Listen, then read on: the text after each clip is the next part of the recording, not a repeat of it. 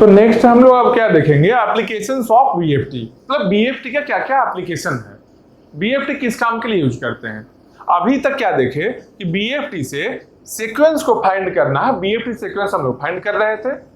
उसके बाद में प्रोग्राम को देखे कि बीएफटी का प्रोग्राम कैसा है जिसके थ्रू सेम सीक्वेंस को हम लोग फाइंड करते हैं। ठीक, बीएफटी का और भी मतलब वो जो सीक्वेंस फाइंड कर रहे थे बीएफटी के थ्रू में, उसके अलावा और भी एप्लीकेशन है। तो अब एप्लीकेशन पार्ट में आते हैं कि बीएफटी का क्या क्या एप्लीकेशंस है। पहला एप्लीकेशन क्या है, कनेक्टेड और डिस्कनेक्टेड। मतलब ग्राफ कनेक्टेड है या डिस्कनेक्टेड है। कनेक्टेड का मतलब क्या होता है कि जितना भी वर्टेक्स है, मान लो कुछ ऐसा ग्राफ है, कुछ ऐसा ग्राफ है, इस तरह का ग्राफ है, तो सिंपल सोचो, मान लो ये सब क्या है, कॉर्नर सब वर्टिसेज है, सारा वर्टेक्स है ये सब। मान लो एक ग्राफ है, ये टोटल एक ग्राफ है, इसमें मान लो यहां से हम लोग बीएफटी स्टार्ट करते हैं तो क्या होगा, सारा वर्टेक्स कवर हो जाएगा। यहां पर आ सकते हैं क्या, देखो यहां पर आने के लिए कोई एज नहीं है, ये जो सब ग्राफ है और ये जो सब ग्राफ है, यहां से यहां कोई कनेक्शन नहीं है। मतलब कि यहां से स्टार्ट करेंगे, ये सबको कवर करके रुक जाना होगा, फिर इसमें से किसी एक वर्टेक्स से स्टार्ट करना होगा, तब सबको कवर कर सकते हैं। मतलब क्या है कि जैसे ही बिना सबको सारे वर्टिसेस को कवर करने के पहले ही अगर बीएफटी का सीक्वेंस मेरा स्टॉप हो जाता है, इसका मतलब क्या है, ग्राफ डिस्कनेक्टेड है। मतलब कि कनेक्टेड और डिस्कनेक्टेड ग्राफ को बताने के लिए भी हम लोग बीएफटी का यूज कर सकते हैं। समझ रहे हो बात को। अगर यहां से मान लो बीएफटी स्टार्ट किए हैं तो क्या होगा, ये सारे वर्टेक्स तो एक सीक्वेंस में आ जाएगा, लेकिन उसके बाद इससे यहां जाने के लिए इसमें से किसी एक वर्टेक्स से स्टार्ट करना होगा। समझ रहे हो बात को। मतलब क्या है कि कनेक्टेड और डिस्कनेक्टेड कंपोनेंट्स को फाइंड आउट करने के लिए कि कनेक्टेड है ग्राफ या नहीं है, उसके लिए भी हम लोग बीएफटी का यूज करते हैं। नेक्स्ट क्या है, नंबर ऑफ कनेक्टेड कंपोनेंट्स भी बताएगा। कैसे बताएगा भाई, मान लो एक बार यहां से स्टार्ट किए, सारा वर्टेक्स आ गया, उसके बाद में एक बार स्टॉप किए, ठीक, फिर यहां से इसमें से किसी एक वर्टेक्स से स्टार्ट किए, सेकेंड टाइम में स्टार्ट किए, तो जितना बार स्टार्ट करें, मान लो कोई और यहां भी रहता है, एक ऐसा एक सब ग्राफ यहां भी है, एक टोटल ग्राफ है जिसमें सब ग्राफ 1, सब ग्राफ 2, सब ग्राफ 3, 3 सब ग्राफ है। तो करना क्या होगा, पहले इसमें से किसी एक वर्टेक्स से फर्स्ट टाइम स्टार्ट करेंगे, फिर इसमें या इसमें किसी एक से स्टार्ट करेंगे, कहीं से भी, फर्स्ट यहां से भी कर सकते हैं, यहां से भी, इन टोटल 3 बार स्टॉप करना रहेगा या फिर 3 बार स्टार्ट करना होगा। तो जितना बार हम लोग रीस्टार्ट करने वाले हैं बीएफटी एल्गो को, उतना ही नंबर ऑफ कंपोनेंट्स होगा। क्योंकि स्टॉप करने का मतलब क्या है कि पर्टिकुलर सब ग्राफ का सारा वर्टेक्स को हम कवर कर चुके हैं और दूसरा सब ग्राफ है, वहां जाने का कोई रास्ता नहीं है। समझ रहे हो बात को। मतलब क्या है कि नंबर ऑफ कनेक्टेड कंपोनेंट्स भी हम लोग फाइंड आउट कर सकते हैं। ठीक, एक और चीज क्या है, कंटेन साइकिल और नॉट। ग्राफ में साइकिल है कि नहीं है, वो भी हम बीएफटी से पता कर सकते हैं। कैसे, मान लो यहां से स्टार्ट किए हम लोग, यहां से स्टार्ट किए, इसका एडजेसेंट ए है, इसका एडजेसेंट ए है, फिर मान लो इसका एडजेसेंट को लिए हैं, इसका एडजेसेंट ए हुआ, इसका एडजेसेंट ए हुआ, फिर कहीं पर आएगा इसका एडजेसेंट आएगा, फिर इसका एडजेसेंट में कहीं ए आ जाएगा, फिर रिपीटेशन आ गया ना। अगर एक ही सेम वर्टेक्स को घूमकर कहीं और से हम पहुंच सकते हैं, मतलब कि साइकिल है। साइकिल का मीनिंग यही होता है ना कि एक वर्टेक्स से स्टार्ट किए, यहां से घूमकर किसी और रास्ते से यहां पहुंच गए, किसी और रास्ते से पहुंच गए। अगर देखो यहां पर अगर ए बी सी डी ई, ठीक, ऐसा है, ए का एडजेसेंट में ई और बी लिए, बी का एडजेसेंट में डी और सी और ए लिए ले रहे हैं, ये को तो नहीं लेगा दोबारा मान लो, फिर सी को लिए, फिर सी के एडजेसेंट में डी को हम ले लेते हैं, डी के एडजेसेंट में ई ले लेते हैं, ई का एडजेसेंट ए ले लेते हैं, मतलब साइकिल है। सीक्वेंस में रिपीटेशन लिखते नहीं है, लेकिन अगर रिपीटेशन को लिखना शुरू करेंगे फिर से वहां पहुंचा सकता है हम लोग को।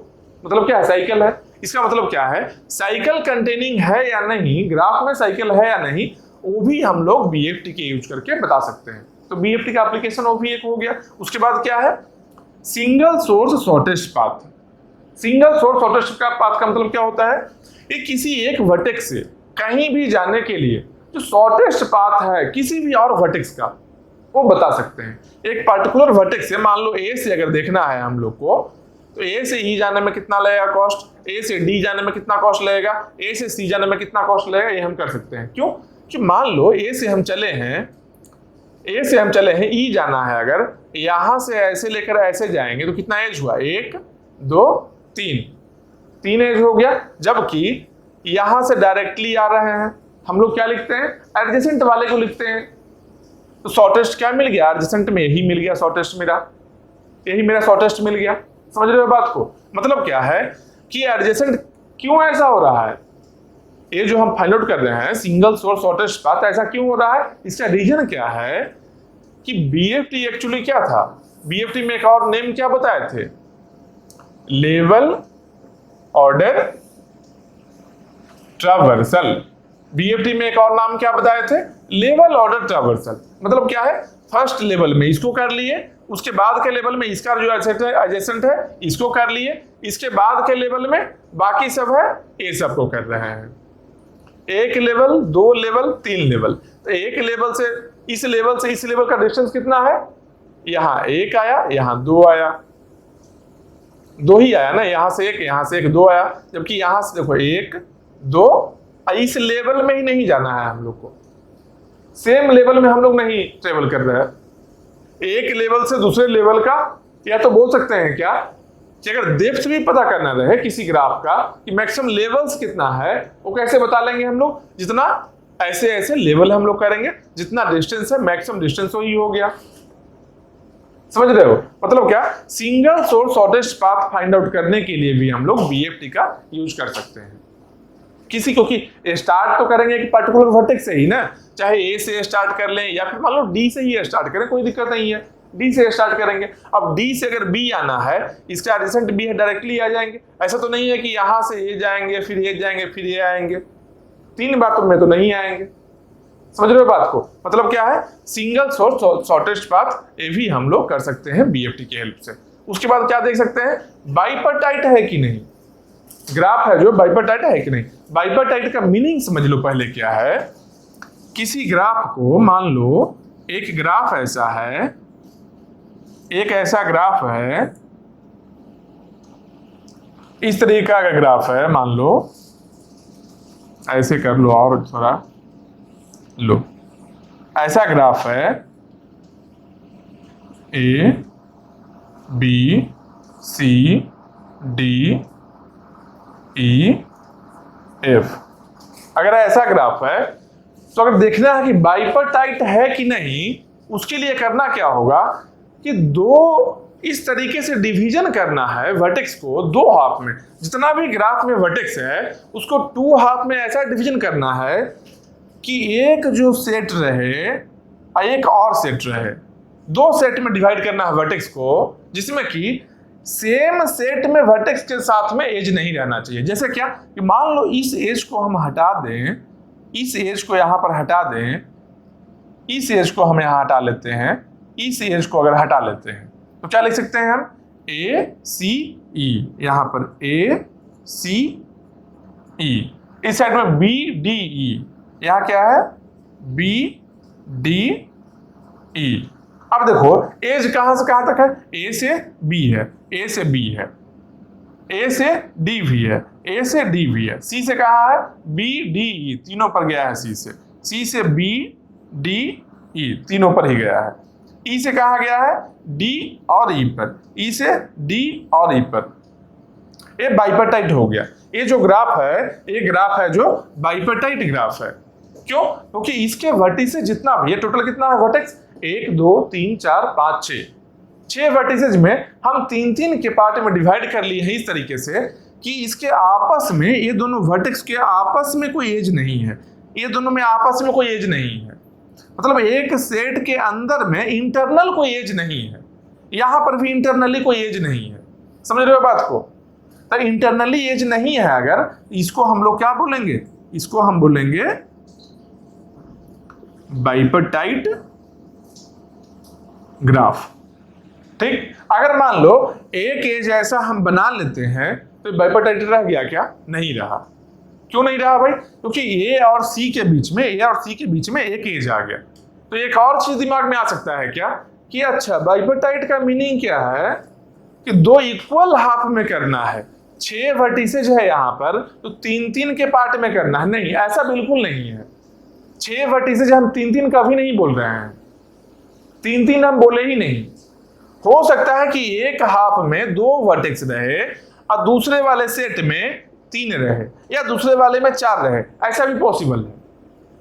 जैसे कैसे पॉसिबल है, एक ग्राफ मान लो बनाते हैं, एक यहाँ वर्टेक्स है एक यहाँ है, ऐसे 4 हम बनाते हैं। इस तरीके से मान लो अगर है ग्राफ मेरा, इस तरीके से ग्राफ है तो क्या है, एक साइड में 2 वर्टेक्स लेंगे, एक साइड में इस चारों को लेंगे, एक साइड में ये दोनों को लिए, ये दोनों के बीच में इंटरनली कोई, मतलब इस सेट में ये जो सेट लिए हैं इसमें इंटरनली कोई एज नहीं है, यहां पर भी इंटरनली एज नहीं है, एक सेट से दूसरे सेट में ही केवल एज जा रहा है, ये भी बाइपर्टाइट है। तो ऐसा नहीं है कि 4 और 2 6 है तो 6 का आधा आधा दोनों साइड में रहना चाहिए, नहीं ऐसा बिल्कुल भी नहीं है। हम हाफ हाफ कभी नहीं बोल रहे हैं, हम बोल रहे हैं, मेरा सिंपल मीनिंग है कि एक सेट ऐसा बन जाए जिस सेट में उसके आपस में उसके अंदर का जितना भी वर्टेक्स है उस वर्टेक्स के बीच में कोई एज नहीं होना चाहिए। ए सेट है, इस सेट के जितना भी वर्टेक्स है उस वर्टेक्स के बीच में इंटरनली कोई एज नहीं होना चाहिए, दूसरे सेट पर एज फॉल कर सकता है। ठीक है, बस यही बात है। मतलब कि बाइपर्टाइट है या नहीं ये भी हम लोग पता कर लेंगे। कैसे पता करेंगे भाई, कैसे पता करेंगे? मान लो बाइपर्टाइट अगर रहेगा, अगर ए एज है, जैसे ही देखेंगे ए का एडजेसेंट कौन कौन है, ए का एडजेसेंट बी है, डी है, सी है। अगर ए एज रहेगा, जब सी भी है, इस ग्रुप में सी था यहाँ फॉल कर गया, इसका मतलब क्या हो गया, बाइपर्टाइट नहीं है ग्राफ। समझ रहे हो बात को? अगर ए एज नहीं होता तो ए का एडजेसेंट क्या है, बी है और डी है। जब बी और डी का एडजेसेंट लेंगे तो उल्टा साइड में जाएगा ये, फिर इस साइड से लेंगे इस साइड में आएगा, सेम सेट में नहीं फॉलो कर रहा है किसी का एडजेसेंट, बस यही काम करना है और बीएफटी ये काम अच्छे से कर लेगा। मतलब क्या हुआ कि ग्राफ बाइपर्टाइट है या नहीं, ये जितना भी है ये एप्लीकेशंस है, एप्लीकेशंस को भी याद रखना, याद रखना, लॉजिकली समझो, उस तरीके से याद रखना। रीजन क्या है, बहुत जगह ऑब्जेक्टिव क्वेश्चन आ सकता है एप्लीकेशंस में कि दे देगा क्या, एप्लीकेशंस ऑफ बीएफटी और नॉट, इसमें ये सब में से कोई 2-3 दे दिया, कुछ और एक्स्ट्रा भी कुछ दे दिया, पूछ रहा कौन एप्लीकेशन है कौन नहीं है। बस ध्यान रखना बीएफटी यहां पर कंप्लीट हो गया, इससे एक्स्ट्रा कुछ भी नहीं है बीएफटी में, बीएफटी में इससे एक्स्ट्रा कुछ भी नहीं है, बिल्कुल नहीं है। तो नेक्स्ट जो हम लोग देखने वाले हैं ग्राफ ट्रावर्सल में ही जो क्या देखेंगे हम लोग, डीएफटी क्या है, डेप्थ फर्स्ट ट्रावर्सल। डीएफटी देखेंगे नेक्स्ट क्लास में, डीएफटी डेप्थ फर्स्ट ट्रावर्सल, वहां पर हम लोग का ग्राफ ट्रावर्सल कवर हो जाएगा। तो अभी तक के लिए जो बीएफटी में जितना ही बताए हैं अच्छे से याद कर लो, ये बहुत ही इंपॉर्टेंट टॉपिक है। ग्राफ ट्रावर्सल ही इंपॉर्टेंट है, चाहे बीएफएस हो या बीएफटी बोल सकते हैं, इसको बीएफएस भी कभी कभी बोल लेते हैं, ब्रेथ फर्स्ट सर्च भी बोल लेते हैं, ऐसे ब्रेथ फर्स्ट ट्रावर्सल भी लिखते हैं। तो बीएफएस डीएफटी को डीएफएस भी बोल लेते हैं, डेप्थ फर्स्ट सर्च बोल लेते हैं, या डीएफटी डेप्थ फर्स्ट ट्रावर्सल। तो बीएफटी और डीएफटी दोनों ही बहुत इंपॉर्टेंट है, बहुत सारा कॉम्पिटिटिव एग्जाम में कहीं से क्वेश्चन टच कर सकता है दोनों से। दोनों को अच्छे से रिवाइज करो और जितना भी कंसेप्ट हम बताए हैं इसके अलावा और कुछ नहीं आना जाना है, जान लो, इसके बाहर कुछ भी नहीं आना जाना है, इस डोमेन में ही आएगा। बस जो बताए हैं इसको अच्छे से ध्यान रखना। तो ध्यान कैसे रखोगे, रिवीजन करते रहोगे, ध्यान रहेगा, नहीं भूलोगे, रिवीजन छूट जाएगा भूल जाओगे यार। चलो सही है, फिर पढ़ाई करो अच्छे से। नेक्स्ट क्लास में देखते हैं हम लोग डीएफटी क्या है, ठीक, अच्छे से उसको भी एनालिसिस करेंगे सेम जैसे बीएफटी का किए हैं। चलो फिर ठीक है भाई।